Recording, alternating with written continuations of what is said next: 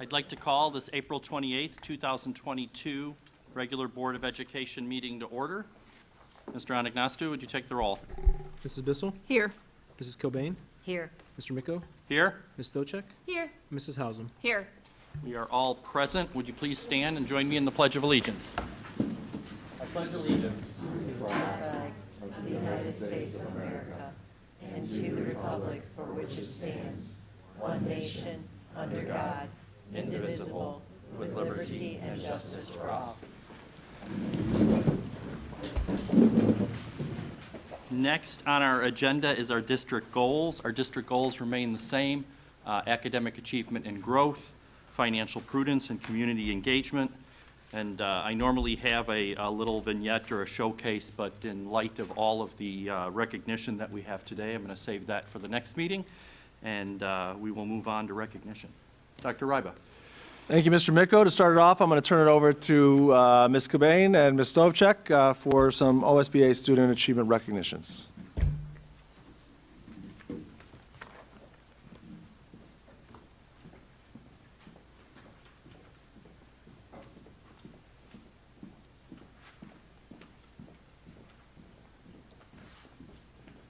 Hello, good evening. I'm going to first hand it over to Mr. Wingler to announce our Polaris Career Center Students of the Quarter.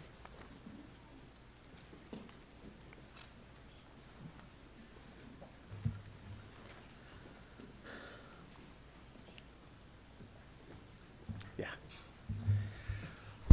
All right, so one of the things we started doing is honoring our Students of the Quarter through Polaris, and I think this is important because, you know, as I said last month, our Polaris participation rate has grown in the last 2 years from 14% of our eligible students to 31%.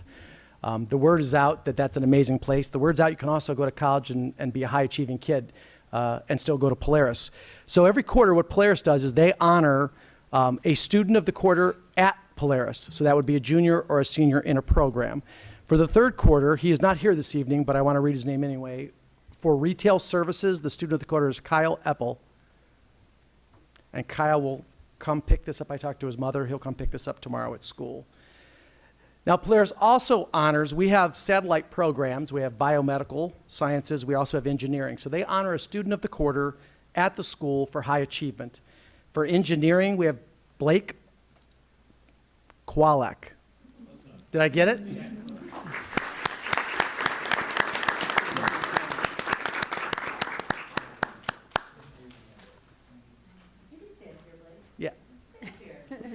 They want to make you feel embarrassed longer.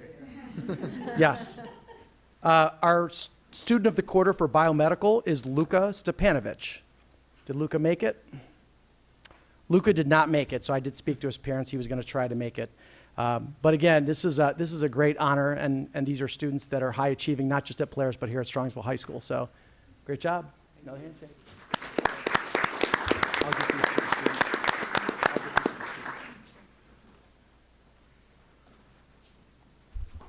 Our next awards go to special teachers that have gone that extra mile. That is what the award says on it.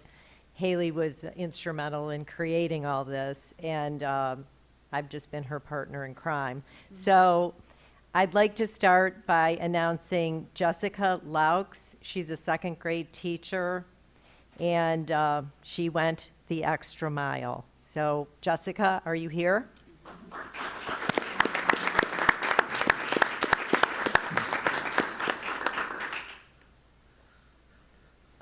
Debbie Kinsey, I hope I say that right. Gonzi, sorry. And she's music, and the kids just were going crazy because I think they were doing country music when we walked in on them. So they seem to really be enjoying themselves. So congratulations to Debbie.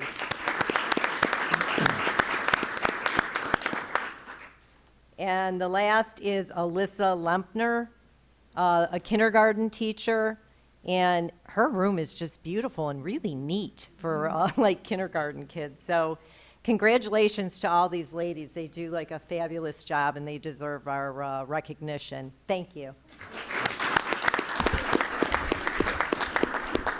So we asked the principals a little bit about these wonderful women, of why they were chosen for this, what they did, what they bring to the community. For Mrs. Lempner, she exemplifies the perfect kindergarten teacher. She is a warm and welcoming teacher that truly cares about her students and the progress they make. She's always trying to find ways to engage her parents in the classroom, whether it's through family pictures on the lockers, mystery readers reading a book to her class, or inviting in a parent who is a firefighter to talk about fire safety and show off his gear. Alyssa loves engaging families. She also has proven herself to be a leader in Kinsner Elementary staff, as Alyssa has led staff meetings and helped perfect other teachers' craft as a technology coach. She is an excellent baker, maybe banker too, but baker. And she also is very well known in the staff lunchroom for bringing in a new cookie recipe she wanted to try out, which we invite you to bring those here too if you'd like to as well. We have Debbie Gonzi, who Whitney Elementary School was recently recognized by the Ohio School Boards Association with the Purple Star Award for meeting the unique needs of students and families in the military. We earned this award due to the hard work and dedication of our music teacher, Debbie Gonzi, who completed the application on behalf of the school. In the past, Debbie went so far as to attend boot camp at Paris Island with the Marines to gain a better understanding of what soldiers' life is like. Hopefully in November, everyone can come see what the Veterans Program is like at their school, and we're very happy with what she has done for our students. Lastly, we have Jessica. Jessica has gone out of her way to help students at the school, whether it's going outside to help students come in who may have anxiety, or if you're coming into the classroom, eating lunch with them, doing whatever she needs to do. She not only does that for students, like a particular student in her class, she does it for anybody. She does these little things, and she juggles the needs of the students with juggles the needs of students with specific learning disabilities, cognitive delays, and autism. You name it, she meets their needs. For this reason, she is being recommended for this award because she truly goes the extra mile, and she has proven to be as flexible as a contortionist to meet the needs in the classroom, inside and out. So thank you. We really appreciate, from the students, we really appreciate all of your hard work and everything that you are accomplishing, and we can't wait to see what you guys do in the future. And for teachers, thank you so much for being the true definition of Srongsville educators and our mission. So thank you.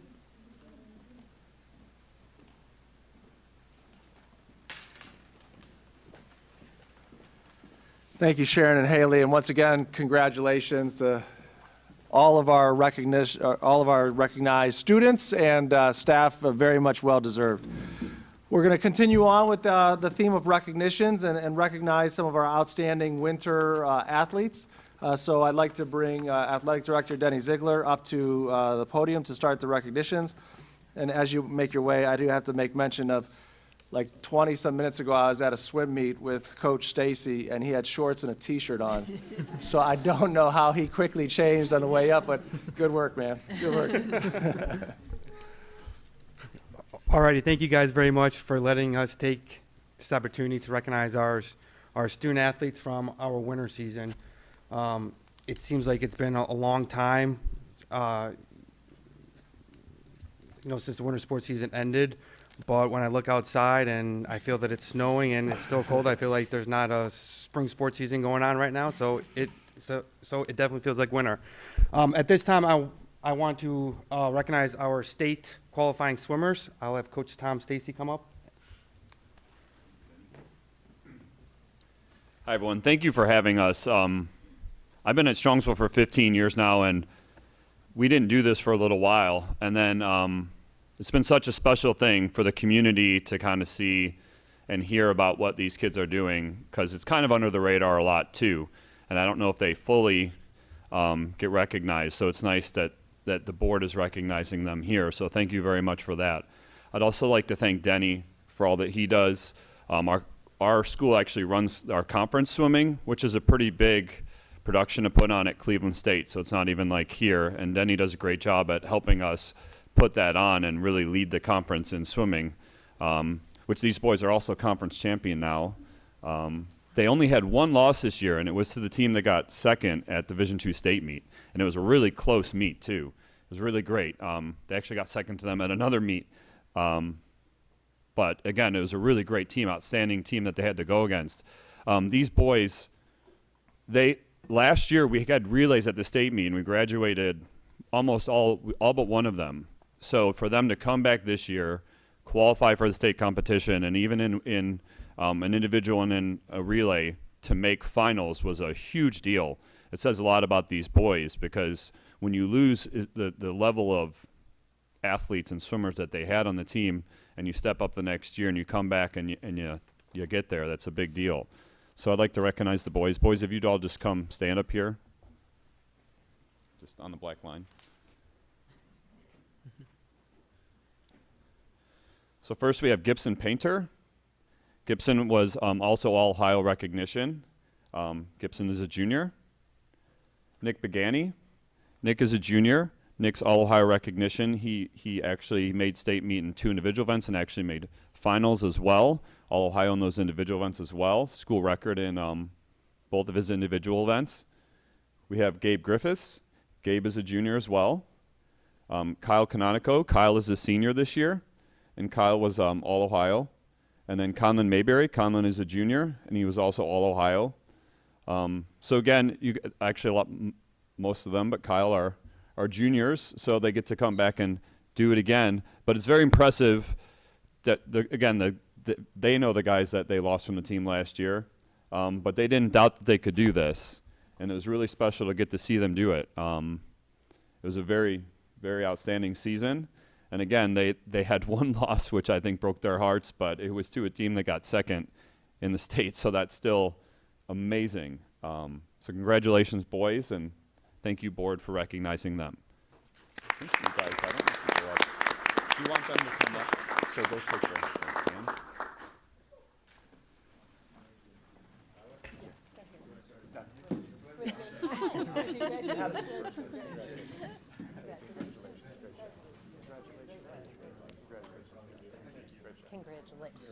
Congratulations. Oh, thank you very much. Congratulations. Congratulations. Congratulations. Congratulations. Now, is your hair normally blonde, or is that congratulations? Oh, it's Congratulations. some traditions that rise. Congratulations. Congratulations.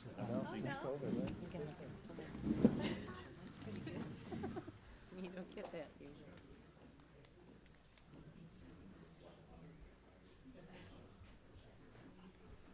Thank you, Coach Stacy.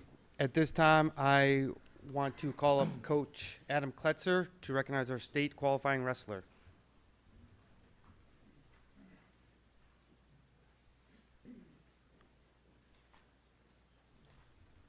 Good evening. So I'll cut right to the chase. We have been working incredibly hard in the last several years to bring Srongsville wrestling back to where it should be and where it was for many years as well. And so I've had the unbelievable opportunity to work with our current seniors since they were in 7th grade. So I was able to coach them in 7th grade and 8th grade, and then all through high school, which is a rare opportunity, but something that I really appreciate. So this season, as well as last season, Anthony Grekel qualified for the state wrestling meet this season at 150 pounds. So Anthony, if you want to come up here.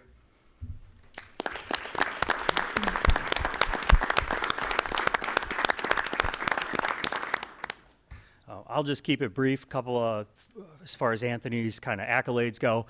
Again, as I mentioned, last season, Anthony also qualified for the state wrestling meet.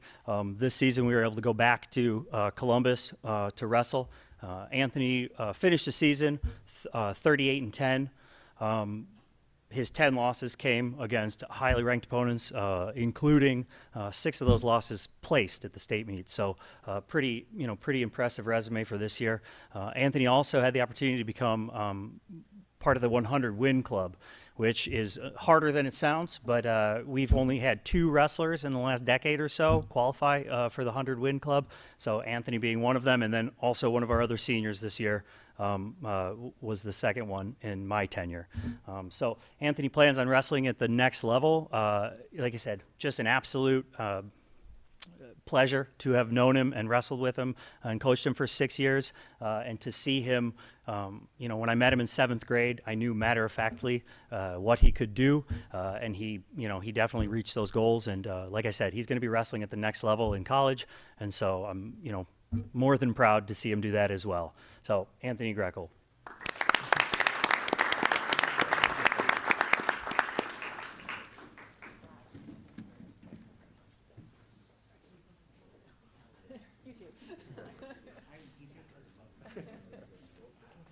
Congratulations. We should have you wrestle the superintendent. I recommend that he wrestles you. You wrestle. So you can see. Enjoy your day. I'm sure he'll win. Exactly. Thank you, Coach Kletzer.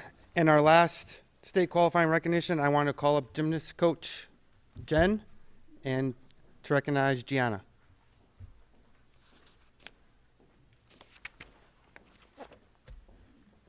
Thank you once again for having us and for recognizing our student athletes. I have the honor of speaking about freshman Gianna Upchurch. Come on up.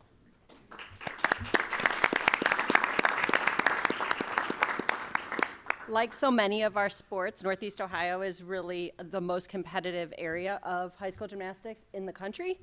Gianna is the conference champion on the floor exercise, all-conference team member, all-conference academic. She's all-sectional team member, all-district team member, and qualified on bars to the state meet where she finished 7th in the state and qualified for the All-Ohio state team as well. So congratulations to Gianna, and as a freshman, I'm sure she's just beginning an outstanding career here at Srongsville. So thank you. Congratulations.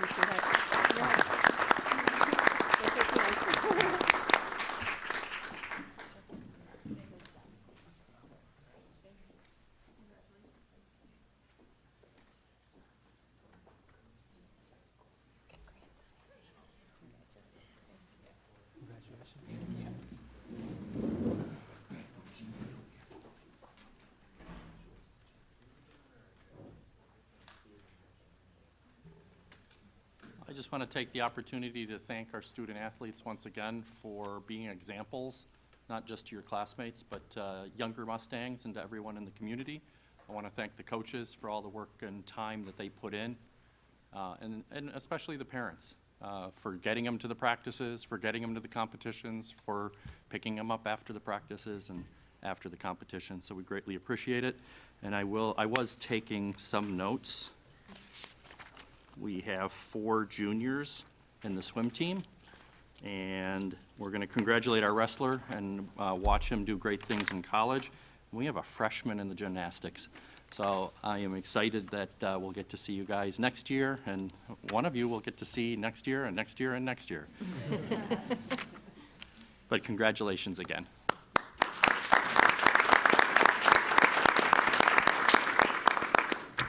So at this point in our agenda, it's public comment. I don't have any slips, but it would be a great time for anyone who still has homework to finish to escape.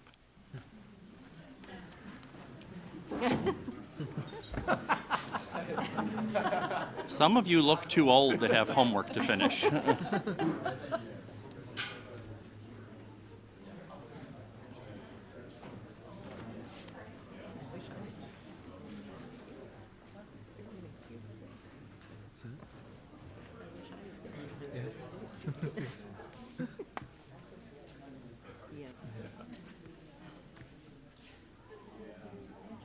I guess not.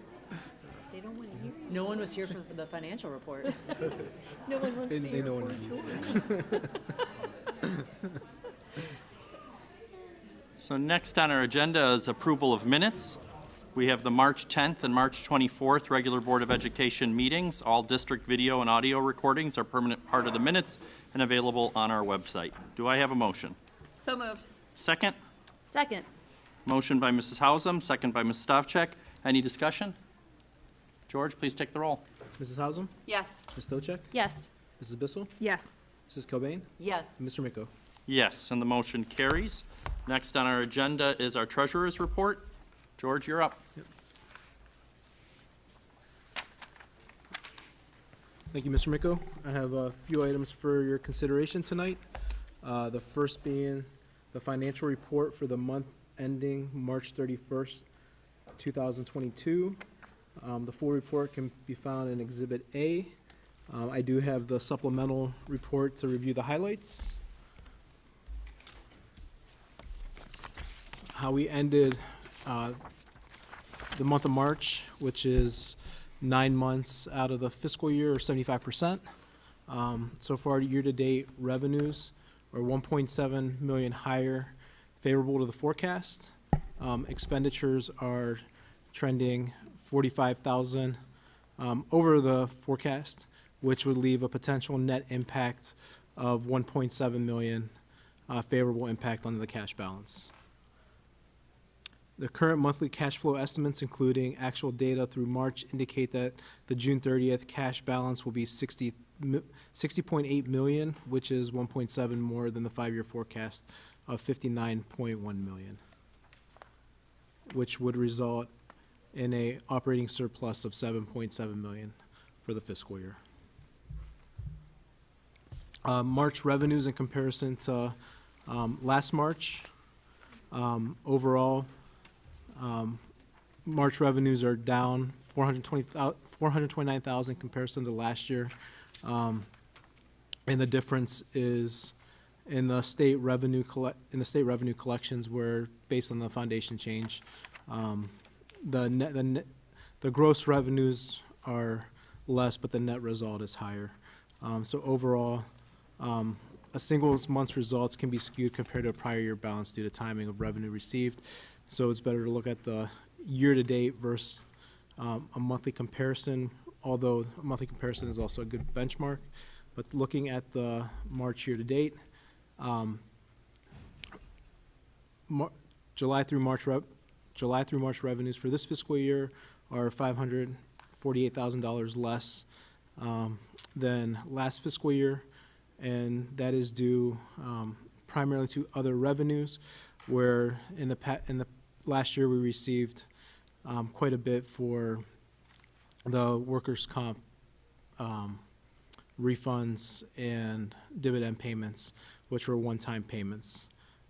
Also, state revenues are slightly down, which is due to the change in funding formula, and tax collections are about $200,000 more than last year. So overall, the net is $500,000 less. The variance to the 5-year forecast, we estimated in the November 5-year forecast that revenues will total $81.7 million. Right now, they're trending $83.4 million. The biggest variable is property taxes of $1.3 million. And the primary reason for that is the delinquencies were double than what we estimated and have been historical. Historically, we receive about $700,000 in delinquencies. This collection period, we received about $700,000 more, about $1.4 million in delinquencies. George, can you just explain that a little more in depth? Because you hear the phrase delinquencies and you think of that as a negative, but it's actually people paying their delinquent property taxes. Correct.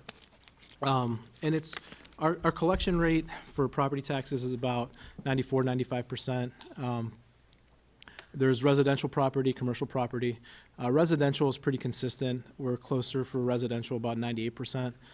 Commercial fluctuates year to year. So what the delinquency payments are is property owners paying any past due property bills that might have been missed either due not paying or the timing of when they submitted the collection. If they submitted a week late, it's considered delinquent, and we don't get that payment until the next collection period.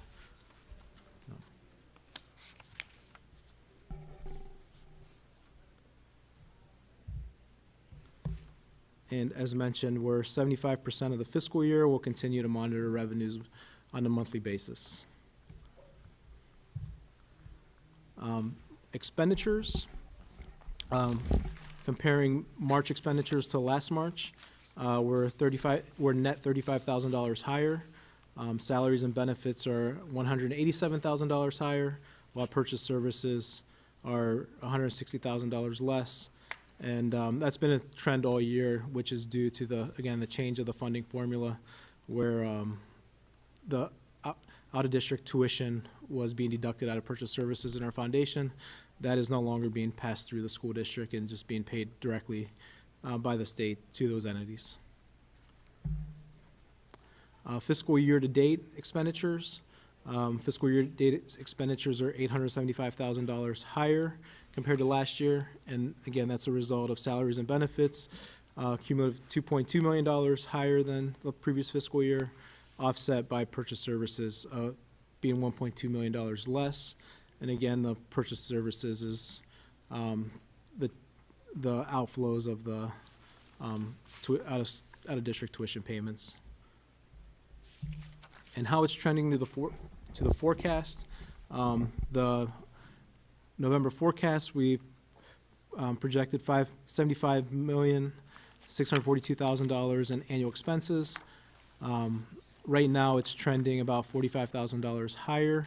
The one thing I do want to point out is when I forecast this out, I assume the remaining budget for most of the lines is going to be used, and then also forecast any trends that are going over.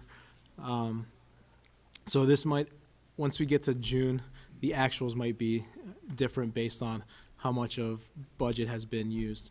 But salary and benefits is our biggest component, and that's based on actual payroll versus purchase services. It's kind of forecasted out based on remaining budget as well as material and supplies.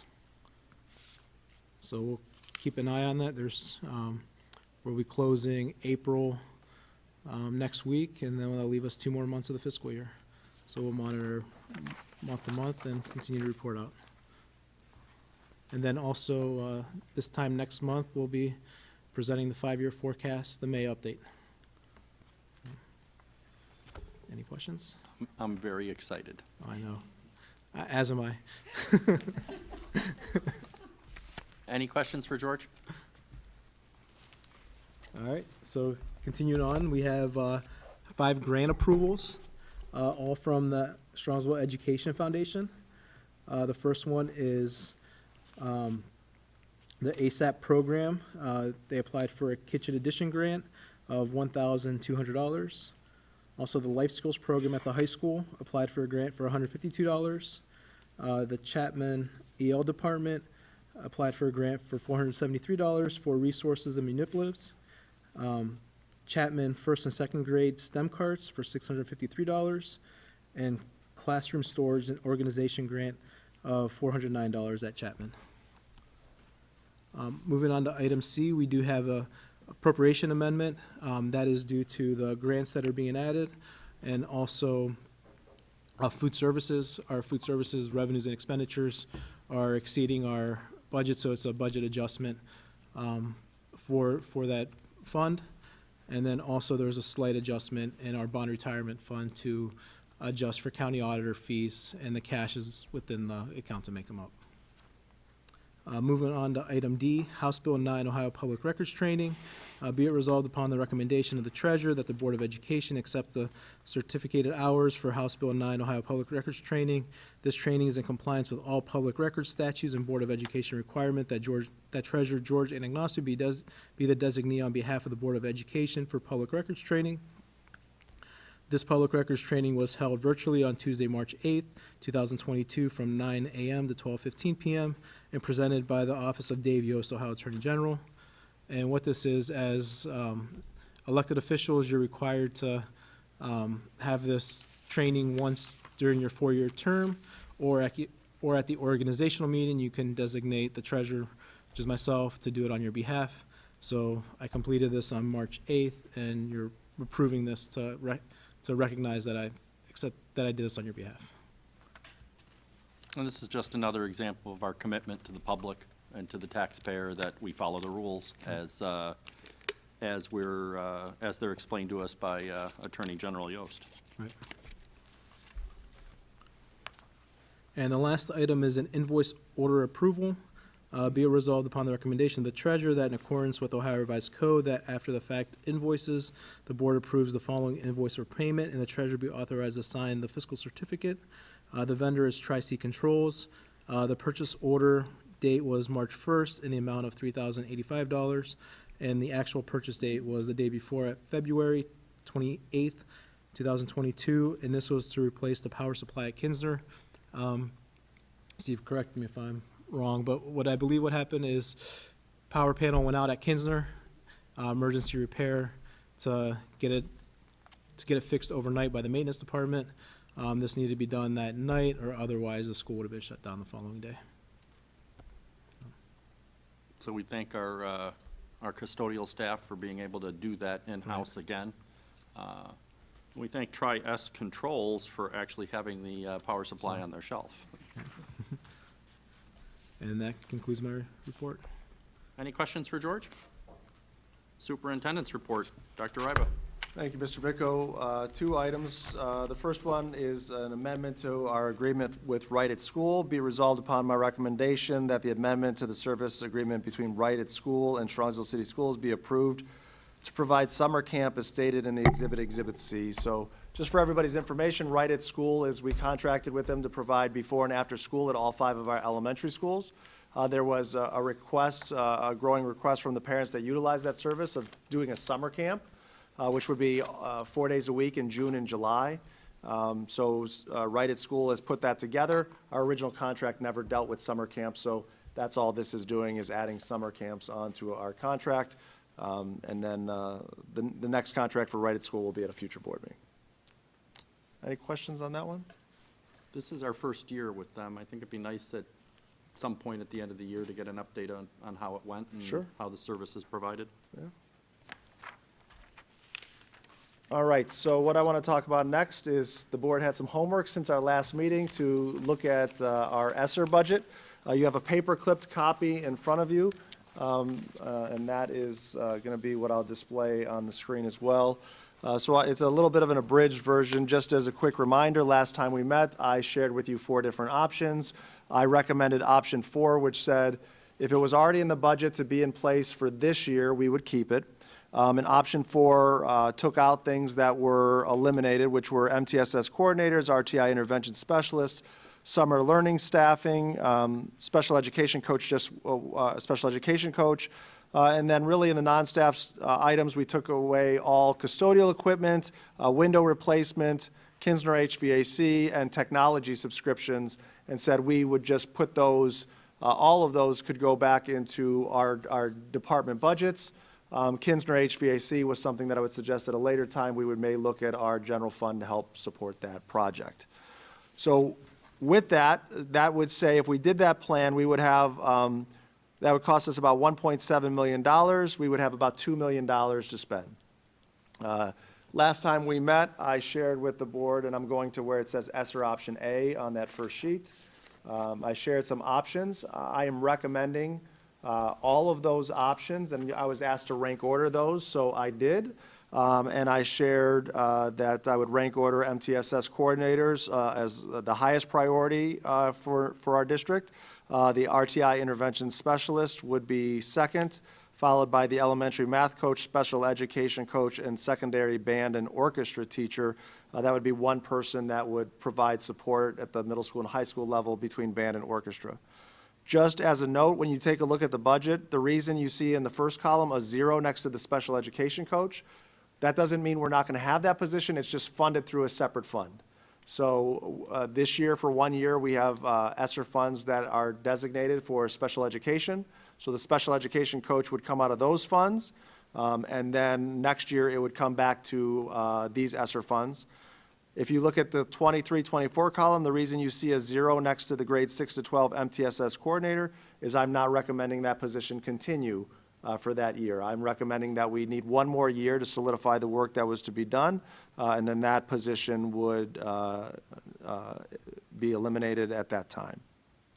So if you take a look at that, we had $2 million to utilize. Over the next 2 years, that utilizes $1.4 million, which means we still have $600,000 to decide how we want to allocate.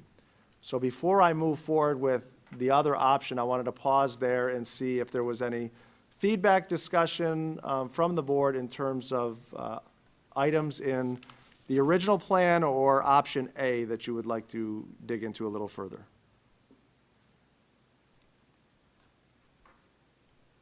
The only clarification I have is to clarify this is similar to the first time where we're discussing a 2-year budget, but we're setting a 1 year.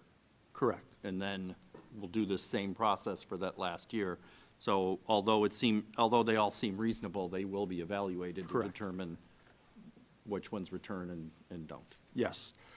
Very well said, Mr. Micko. So if there's no other questions on that, then we have to look at, over that 2-year period, even though we'll review it every year, we have $624,000 to allocate. So I gave, if you look at the bottom of your page, option B, we, as a team, our Colt team provided some additional options. Again, I rank ordered those, and you can see them, they're just ranked from top to bottom. The reason I'm ranking our permanent subs as a top priority for our district is we're an organization that's continually learning, and we need to provide professional development for our staff to continually learn and grow. This is not just about absences, daily absences, but we need to have extra substitutes to provide that professional development during the school year. And secondly, we do have a smaller subpool. There's not as many teachers out there, there's not as many teachers that want to substitute, or non-teachers that want to substitute. So we have a smaller pool, a greater need to provide professional development. Jenny's looked at that and felt that 10 teacher subs, 6 at the elementary level, 4 at the secondary level. The reason there's a difference there is because we have more flexibility at the secondary level to provide what we call period coverage. So if a teacher is absent for a half a day, we can have other teachers that can come in and you take period 1, you take period 3. Elementary, you don't have that flexibility. So that's why you need more. Ms. Bissell, in a prior conversation, gave some good feedback about do we want to consider making some of the elementary substitutes kind of a home base as a building to get to know the building and the students as an easier transition. So I thought that was a great idea that we can definitely look into and see. Maybe we have a floater and maybe we have some permanent subs at the building. It may not be perfect every day, right? But there can be kind of a home base that could be a concept there. In terms of 3 bus substitutes, Mr. Breckner and I spent a lot of time this fall looking at our busing absence rates and staffing. Now that we've got routes currently at a good rate, and don't forget, next year when we move away from the cap limit and go back to our normal limits, there may be some additional efficiencies that we'll see through routes. But on average, we are seeing about 3 bus drivers absent a day. And we didn't, I don't know, Steve, now do we have any sub-bus drivers? Are they any in the hopper or no? So we had 3 in the hopper and then they got jobs with us, which is great. But we do need, if we have 3 drivers, permanent drivers, that would take care of, on average, how many bus drivers are absent and help us to not have to do double runs or decide what we're doing with athletic trips or field trips or things of that nature. Jenny, I'm going to turn over to you for the monitors because, you know, we didn't have specific conversations about the 4 monitor number, but the rationale for why you think 4 would be a good start. Yeah, I think in terms of just looking at the data of where we've been with monitors, it's a tough position to fill because it's a midday position. Usually it's 2.5 hours. We're lucky some of our current employees who are bus drivers take those positions, so it works out nicely. But what we're talking about is covering lunch periods, recess periods, where kids, you know, have a little bit more unstructured time, need a little bit more supervision, especially at the elementary level. And so when we're missing 1 or 2, it's difficult to make sure we have that appropriate supervision. So that's where the 4 comes in, and just based on the numbers and how many are out per day, we thought 4 would be a good number. Jenny, is that largely elementary as well? Yes. So is there the potential to do a similar thing with the monitors having a home base? Yeah, we could. And I think, you know, as I'd have to look again, but what I'm thinking, the reason for 4 is that because of the bus drivers that are typically here to do it, maybe there was 1 or 2 buildings that we wouldn't need 5. So, thank you. So we see that as a top priority to continue to be efficient, provide professional development, continue the level of services that we want to provide, and the level of supervision for our playgrounds and cafeterias and monitor positions at the elementary level. Going below that through 4 on down, if it's something that the board is interested in, but I see that's the line for me. That below that, if you take a look at summer learning, it was already planned to go to the general fund. Strategic planning, I've got that allocated in my budget for next year, should we move forward with an outside consultant for that. I'll skip down custodial equipment. Steve can factor that into his budget, and Andy can factor in the PBIS consultants to his budget. You take a look at, I am recommending reducing 2 RTI intervention specialists from the elementary level. We had 5 this year, or 4 this year. I'm looking at 4 this year at the elementary level, Andy? Yeah, we had 4. I'm recommending reducing 1 at the elementary level, which will get us to 3, which I recommended. We had one at the high school, which I'm recommending that we don't continue with. But in the option B, sorry if I'm saying this confusing, but if we were going to add one back, I would add it to the elementary versus adding it to the high school. So that's why I kind of flipped that out. The reason I'm not recommending that is not that it's not a need or couldn't be a benefit, but I think we have services. And the reason it would qualify under Esser is because, or it would have to qualify under Esser is because our RTI intervention specialists work with students with disabilities and same age peers.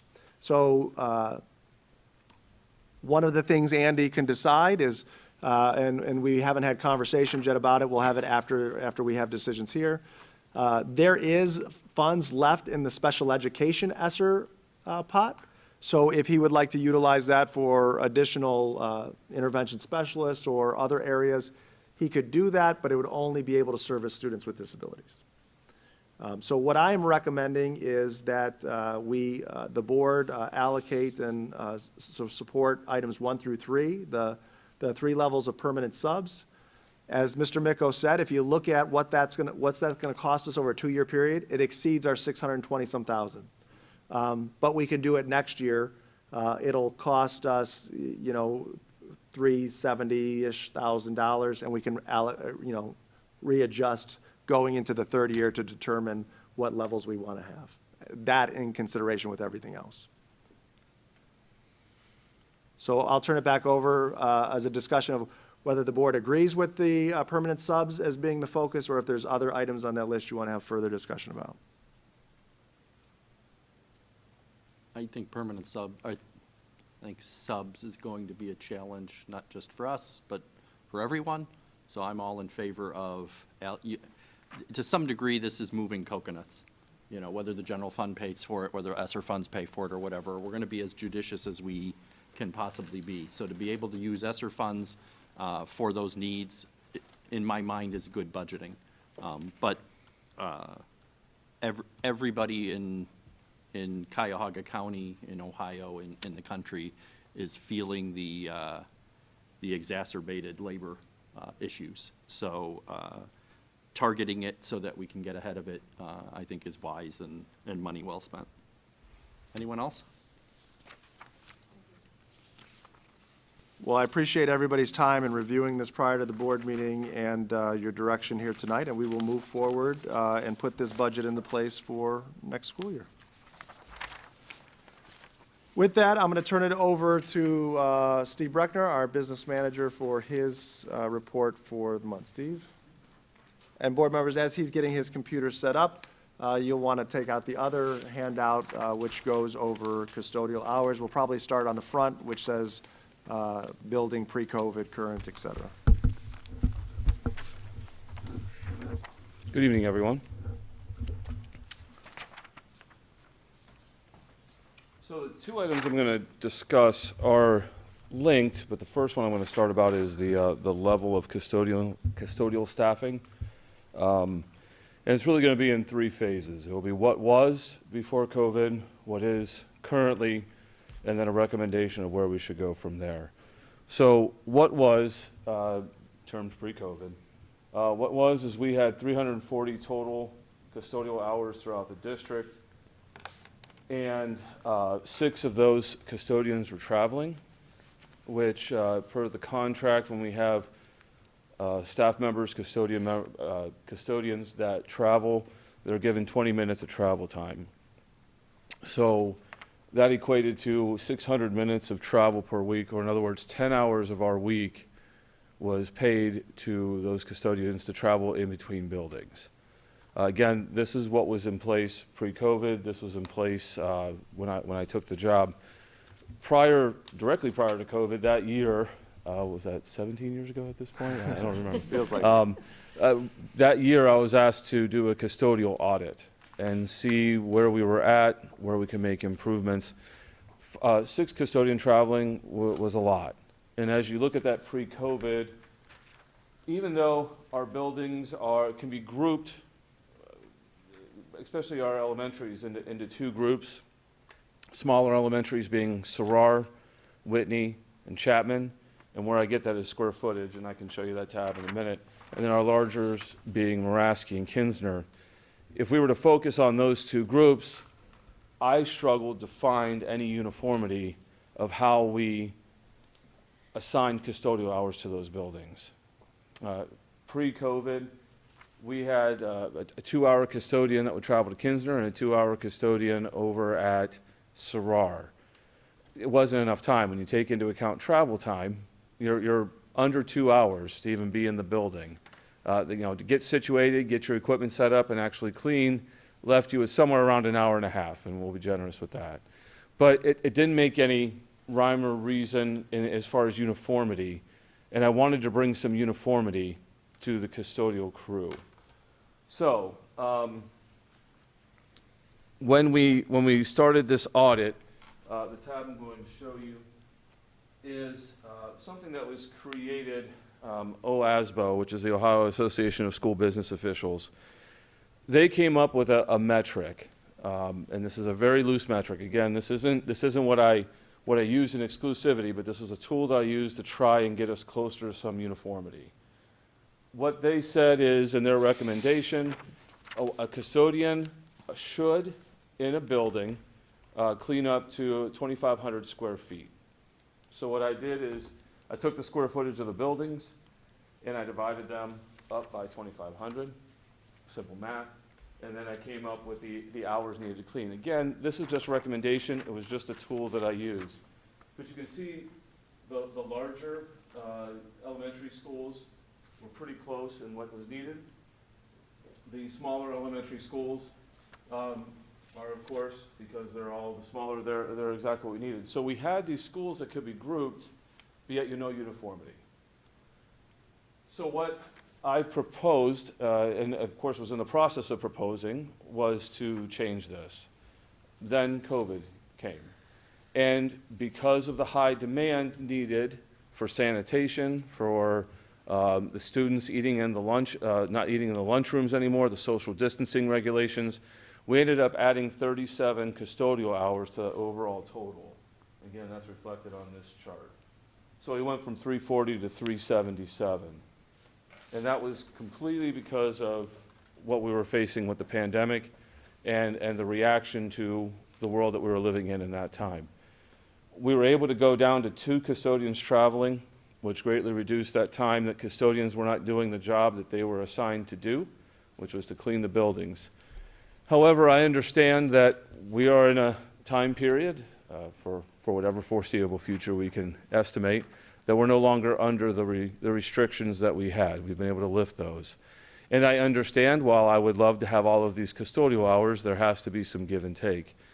So what I'm recommending are 2 options, and I will give my preference to which option I would like for you to consider more than the other.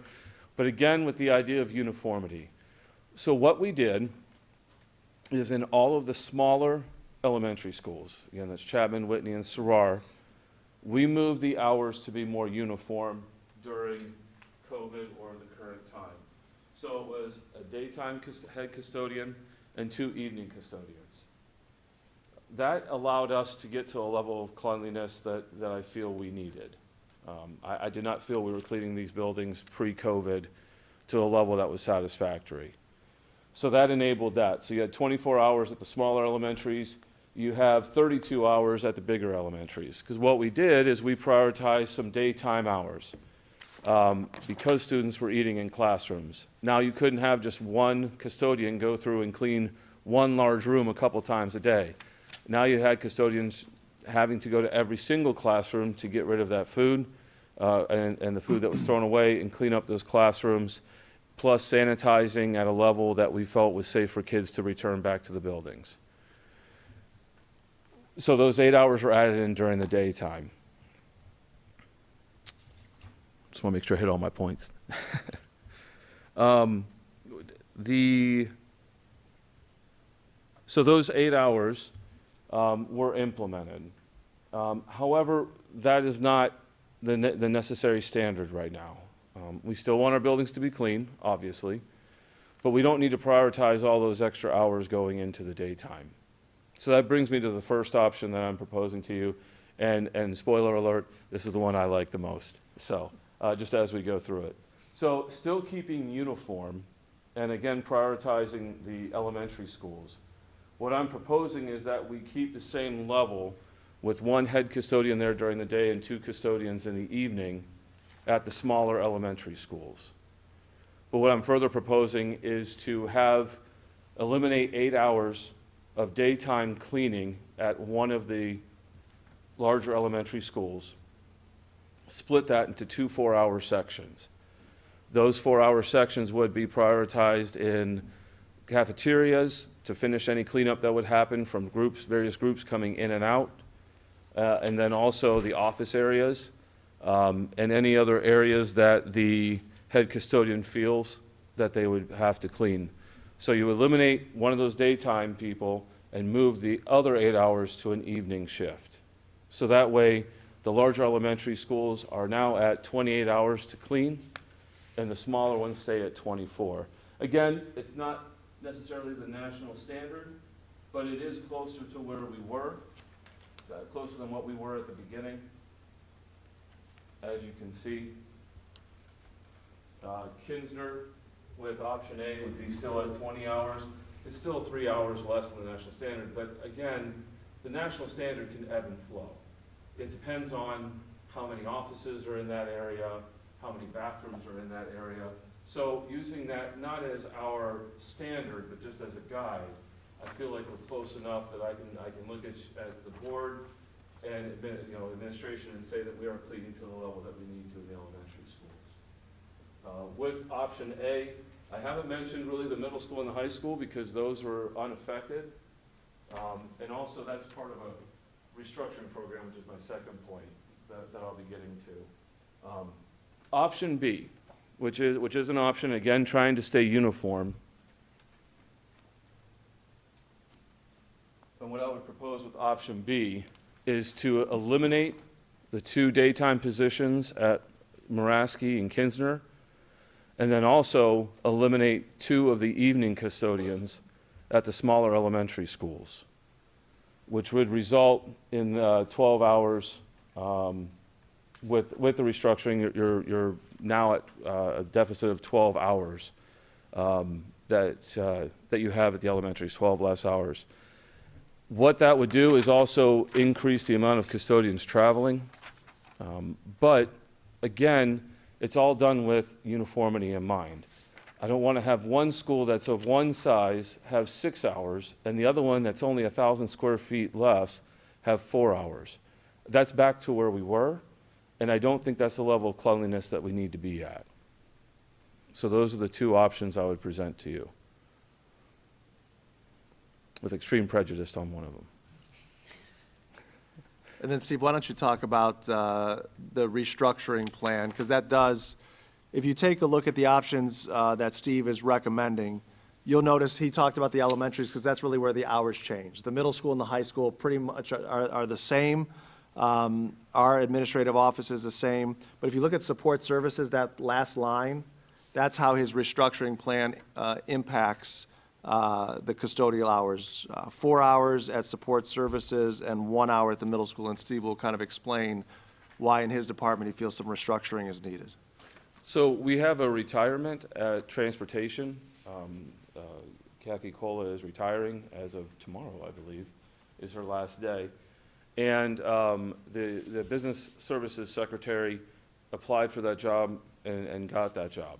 So, as you pay me to do often, I looked at this as an opportunity to say, what are we doing currently? Can we do something more effectively than what we're doing right now, given the opportunity to restructure things? So that's what I've done. So currently, business office hours, business office secretary is at 7.5 hours, and she is in charge. She's in charge of all of those things: interoffice mail, bank deposits, warehouse management, key cards, board of elections, copier, toner, and then the district facilities. At the transportation office, we have an 8-hour secretary, a 2-hour driver, office support, and then what we started adding in this year is a 4-hour aide as office support, and then you see it says in quotes in there, as needed. What we discovered through the year is there's a lot of as needed.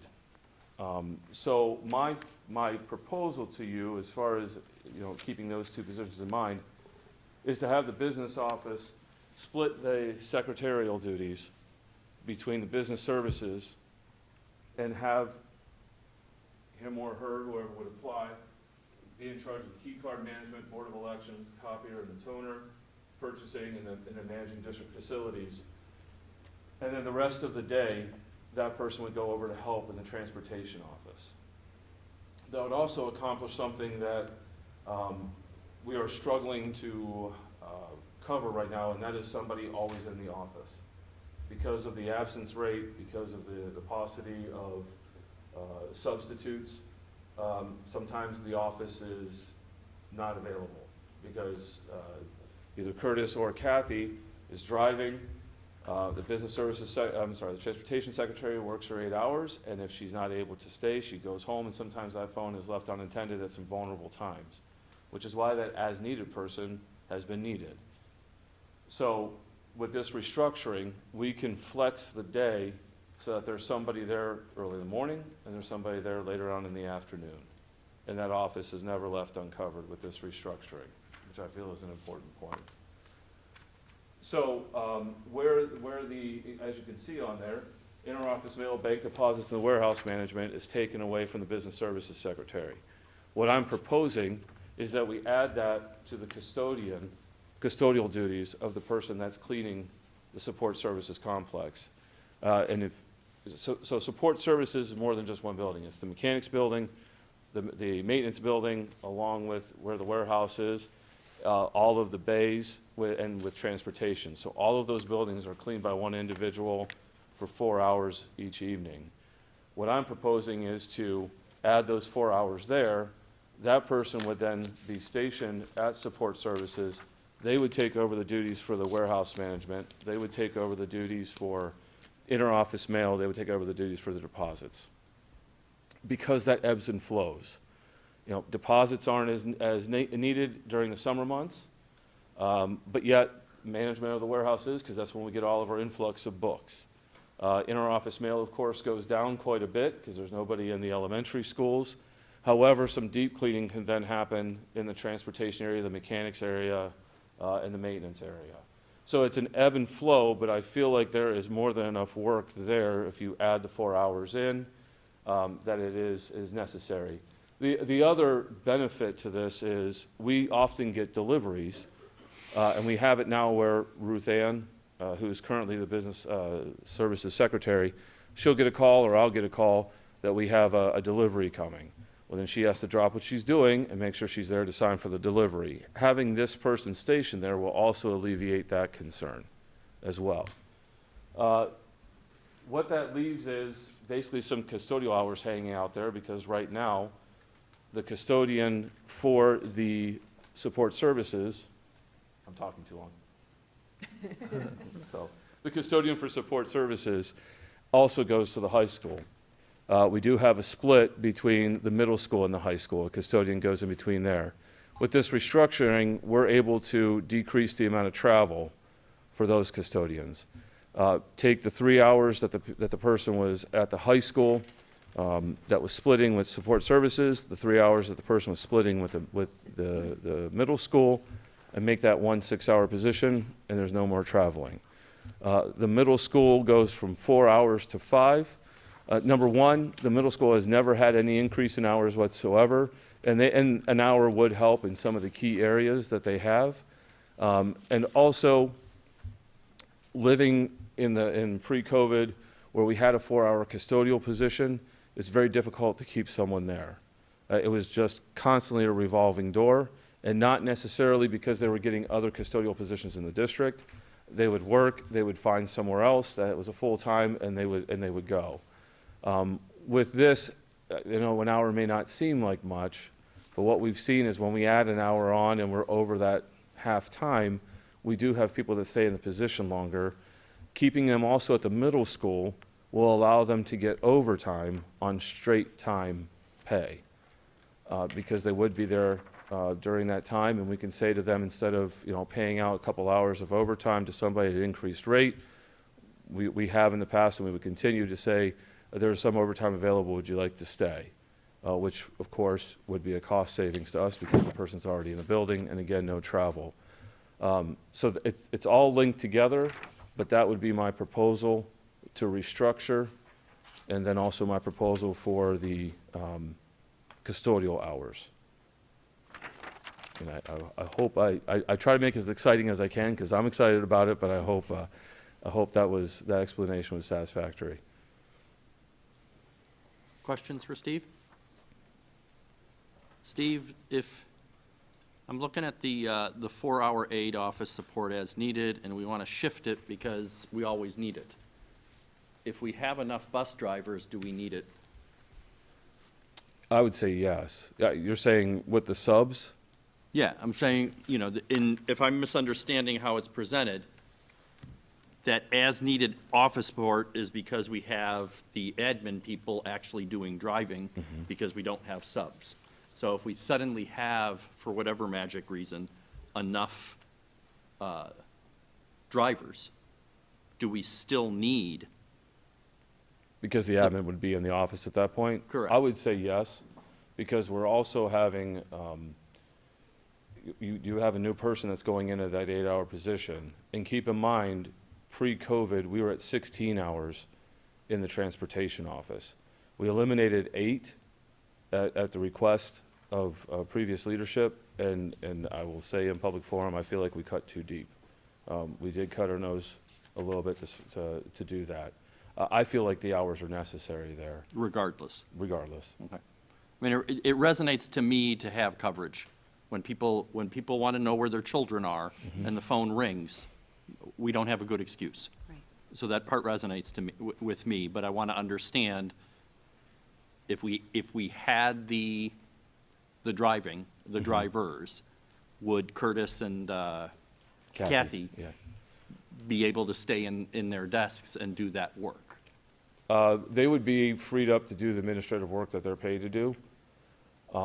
I can tell you, Kathy Cola has been in that position for longer than I know right now. I mean, it's been a while. And she struggled when we cut 8 hours from that position, to the point where that's where we added in 2 hours. And what we're finding is that has not been enough either. She can only do so much and answer the phones and all of that.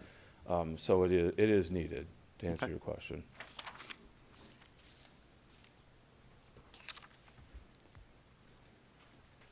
Help me understand, we're going from, the disconnect for me is pre-COVID, we were 340 hours. Yes. What weren't we doing? Well, in my opinion, we were not cleaning, especially the smaller elementaries, effectively.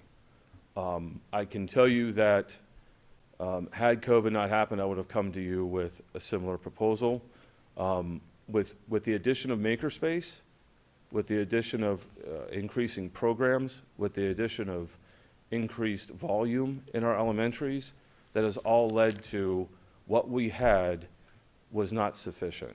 And I can tell you, if you did go to option B, and I have to own it that I'm offering up that option, I could also tell you that in a few years, I would be coming back to you and asking for more hours. I feel like it's cutting too deep and getting us back to the pre-COVID hours, which were, I know, it says business services on the front door. I always like to have the less hours to pay out, but we were doing ourselves a disservice. And it would continue, considering all of the increases in programming and the increases in just building utilization that we have now as we break up the buildings to fit those programs. Are we able to quantify that, or is that anecdotal? I think using the national standard helps quantify, but it's also, that only gets you so far. The anecdotal part of that for me is I want some uniformity in these buildings. They're a similar size, so to start going so granular as to say this building should get 20 hours versus this one getting 21 or 22, I just think we're nitpicking that data to the point of a lot of confusion. And again, every time you don't make it uniform or make people whole, or at least half, now you're adding in travel time again. I do not want to go back to the days where we're paying for custodians to travel 10 hours a week. I think that's also a I detriment. appreciate you bringing that up, because that resonates also. I mean, I don't think anybody necessarily wants to pay to travel, unless you're a bus driver. Then it's okay to pay to travel. But as far as getting the taxpayers' dollars worth, the thought of having them driving less and cleaning more, is a trite way to put it, resonates. I think there's two things that I'd like to add that, when Steve brought the recommendation to me and why I support option A is first of all, giving some context to what happens when we have a full-time evening custodian and a part-time custodian, and now we have right at school at every single building. We have, basketball, rec basketball, Girl Scouts, all of these things that are coming back into the buildings again, is what it means on a practical basis is instead of doing deep cleaning, instead of disinfecting everything, we start to become surface cleaners, right? So when we have somebody that comes in for 4 hours, as Steve explained to me, we'll have somebody that, okay, I'll go through, I'll sweep the room real quick, get the big stuff, I'll get the trash. That person's gonna come behind and get the other rooms that need to get, but we're not gonna get to the level of cleanliness that we could with those 2 full-time people. I think the other thing that's a practical challenge when you go down to these part-time, so if you take a look at option B, what that means is you're gonna have 1 full-time person and a 4-hour person. Somebody calls off sick, we're going to put that full-time person in that building. 2 things happen. We don't fill the traveler because we can't get somebody to travel. Or B, when you reduce those hours and you can't get the traveler, then you have somebody that if the traveler's there or a sub is there, they have to lock up the building, and we don't have a solid full-time person that sometimes knows all of the lockup procedures because they're there between multiple buildings. So I believe when you take a look at our elementary buildings, and even though we qualify them as small, they still have sizable areas to clean. Having 2 full-time people to deal with, when so-and-so takes a vacation, we've got a full-time person there. When we have to fill that job and get subs, me subbing an 8-hour job and not having to manage 2 different buildings is more advantageous than having to manage 2 buildings. So those are some of the practical things that I think would alleviate some of those challenges. And the other part of it is, option A leaves no staff member by themselves from 7 to 11 at night.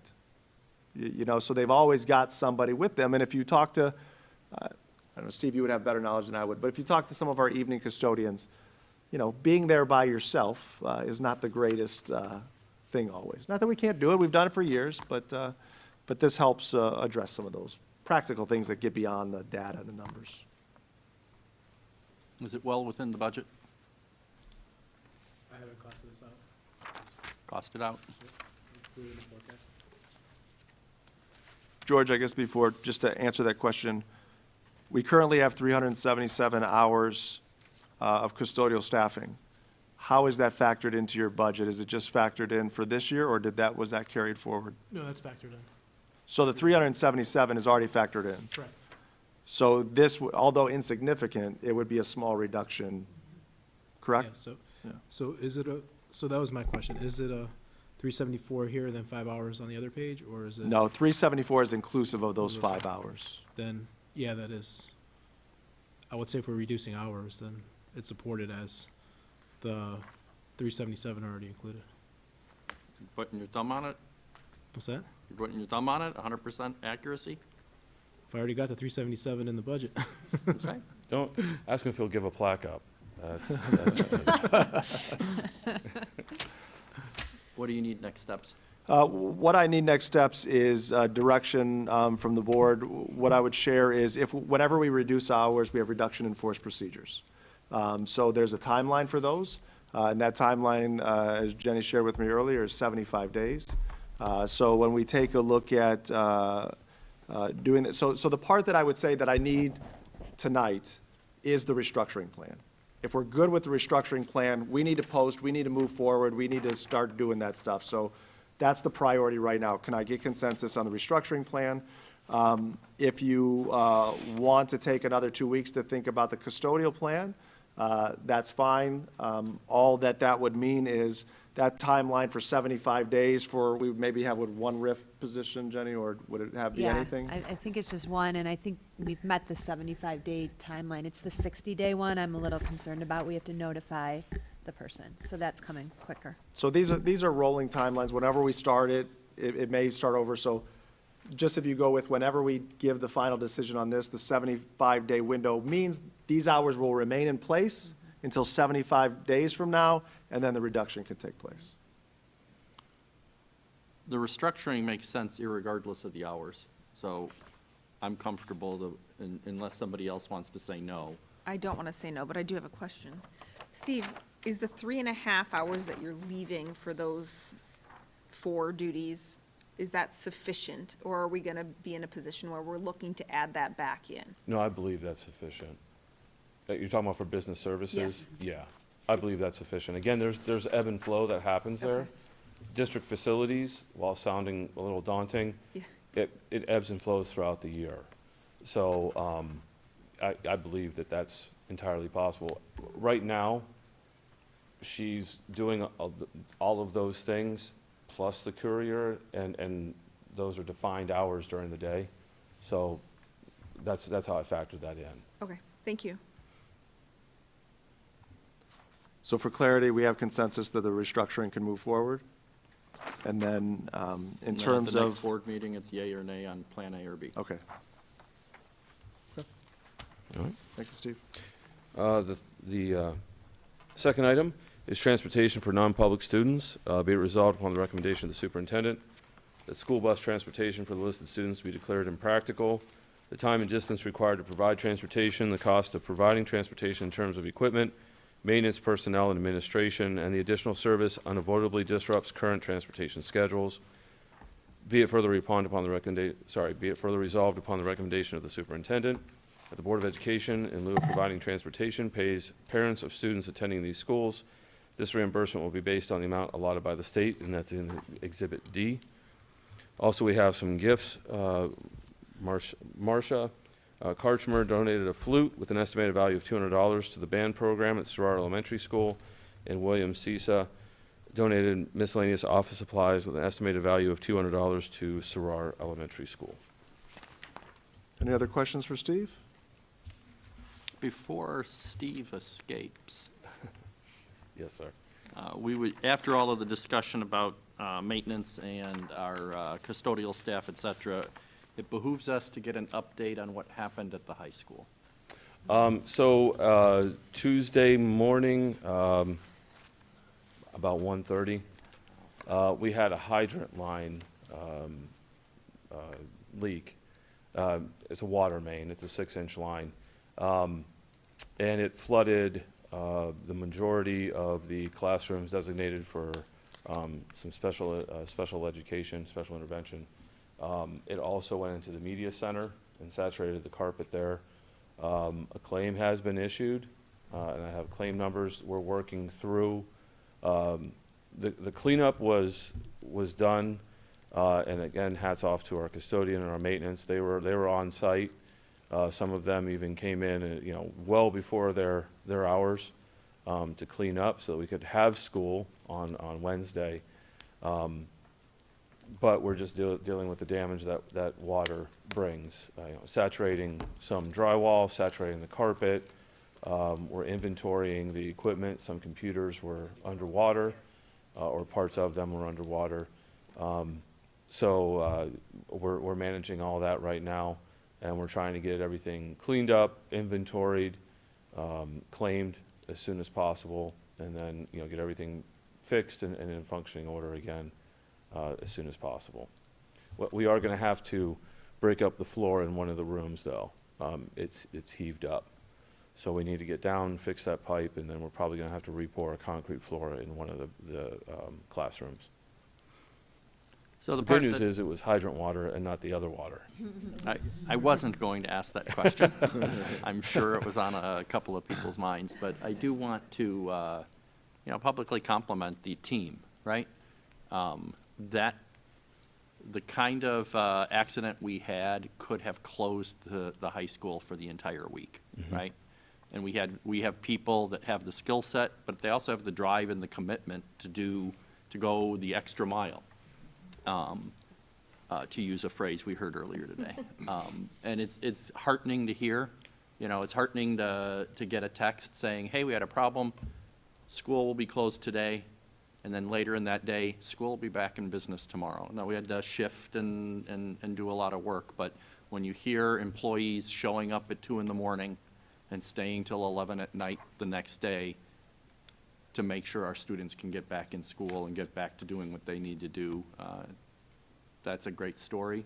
Talks about the dedication of our staff, of our coworkers, and how important education is for us in Strongsville. So I want to publicly thank everybody who is involved, but please make sure to pass on the board's compliments and thanks. And then when we're playing with cement and putting in new floors, the board will, at least one member will really want to inspect closely. All right, thank you. Thank you. I'm sorry? Maybe I'll put a hand, no, that would never happen. That would never happen. But to see the tools might be interesting to some board members. That's right. Aaron, please save us. Well ahead of you. All right, good evening. I have 6 items for your consideration tonight under curriculum. First one is an updated student-teacher affiliation agreement with John Carroll University, as found in Exhibit E, and we do update those yearly. Item 2 are summer school dates for this upcoming summer. We have our elementary summer school dates from June 6th through the 23rd, and those are Monday through Thursdays, and then secondary summer school will run a week longer, June 6th through 30th, and again, Monday through Thursday. Item 3 is a revision to the high school program of studies that I brought to you a few weeks ago. We want to do a revision to the agenda from February 24th. And the course we're looking to do the revision for is the broadcast journalism and media communication and print journalism and media communication courses. And those were on page 31 of the program of studies. Item 4 is a student-teacher placement. We have a student assigned to the high school from Baldwin-Wallace University, and that will take place January through April of 2023. And then items 5 and 6, we have 2 overnight trips for the high school varsity football team camps. Item 5, be it resolved upon the recommendation of the superintendent that permission be granted to Strongsville High School varsity football team to attend the West Virginia Passing Camp, which is June 16th and 17th, 2022. At West Virginia University. Transportation will be via chartered motor coach, and expenses will be paid by participating students and fundraising.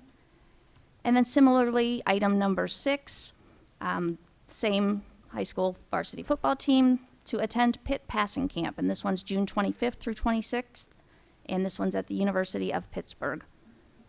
Again, similarly, transportation via chartered motor coach, expenses by the athletes, and the fundraising activities.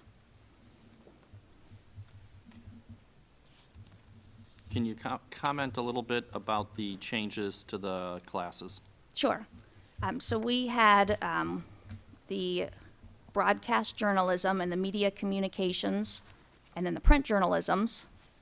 We had those courses, and we decided to streamline them and kind of bring together our efforts with our yearbook and our the lantern and add those into the courses. So not are they completely separate. The yearbook was a completely separate entity. That's now going to be embedded into the course with some of the skill sets. We are also going to bring some social media presence, utilizing Dan Faust and his expertise, and help with our high school social media in learning those skill sets, and then also giving us a bigger presence on platforms that are done by the kids. So we will have everything produced by the kids, less of an adult focus, more of it in class, even though there'll still be some after-school activities and a lot of work that goes into all of this. But what I'm super excited for is to have a yearbook. It's not a yearbook class, but the yearbook will be worked on in school, like a lot of other districts have. and not just a supplementary, ancillary activity that happens by an adult leading it after school hours. Yeah, I'm excited about it. I think both the yearbook and the newspaper, I mean, those are activities that I remember you did, and it was all to get credit for it and also to make it a learning experience. I think it'll be great for our students. Thanks. Thank you, Aaron. Next up, we have Andy Trujillo, our Director of Student Services, with his report for the month. Andy? Good evening, members of the board. I have one item for your consideration this evening. That is tuition-free admission for exchange students. Be it resolved upon the recommendation of the superintendent that the tuition-free admission for the 22-23 school year be granted to the following exchange students. Any questions for me? All right. Thanks. Thank you, Andy. Next is our Assistant Superintendent, Jenny Pelko, with the Human Resource Report. Jenny? Thank you. Under Human Resources this evening, I have the following items for your consideration. Under E1, we have the resignation of a non-certificated staff member. Under E2, retirements for certificated staff members, and we'll celebrate those at our next meeting, our next big meeting. Under E3, appointments for certificated staff members and appointments for non-certificated staff. Appointments for certificated substitutes, appointments for non-certificated substitutes. We have the appointment for a non-certificated, our summer school clerk, non-certificated athletic supplemental contracts, certificated supplemental contracts paid upon completion. We have non-certificated supplemental contracts continued there, paid upon completion. Appointments for home instruction tutors. Under E4, change in status for non-certificated staff members. Under E5, continuing contracts for non-certificated staff. Under E6, stipend for summer curriculum development. And we have two stipends there. Some are for our pupil services personnel that do work during the summer and participate in professional development activities. And the second one, we use our Title II fund for that, and that is mainly for our teachers to continue curricular work throughout the summer. Continuing with stipends, we have our summer learning administrators that are working hard to take registrations and get that all planned for this summer. Under E7, medical leaves for certificated staff, medical leaves for non-certificated staff. Under E8, unpaid leaves for certificated staff. Under E9, volunteers. And finally, under E10, we have one correction to the March 24th agenda under Human Resources number 3, a change in status. Avril Isernia, who is was working as an aide or monitor at the high school, has stepped in to help with a leave of absence here at our administrative offices as a data input. So she's helping with registration and doing a phenomenal job getting that taken care of. And so her salary needed to be corrected to a blended rate. And that concludes my report. Jenny, for Yes. for the supplemental contracts for the school musical, Yes. was that for Adam's Family Value, or do we have another musical in the wings? No, that was for that. That's back. Yeah. Okay. yes. All right, thank you, Jenny. Next up, we have Director of Instructional Technology, Dave Binkley, with his report for the month. Dave? So I have 6 items tonight. So the first one is the AT&T Lit Fiber Network contract. Be it resolved upon the recommendation of the superintendent that the Board of Education approves the 5-year contract with AT&T for lit fiber connectivity for all data and voice transmissions between the board offices, the support services complex, and all the buildings at the rate of $3,600 per month. The contract rate will cover the period from July 1st, 2022 to June 30th, 2027. This is subject to an E-rate discount. Item number 2 is with Hey, Dave. Southeast Security Hey, Dave. for the SmartNet VoIP 2022. Dave? Dave. Oh, George is trying to get your attention. Sorry. Hey, why don't you share the news what you shared earlier to me with the public about the AT&T contract? How much are we saving per year? yeah, we're saving, it's cut down a little over by half. We did the numbers today in our budget meeting. It's about 55% we're cutting down in cost.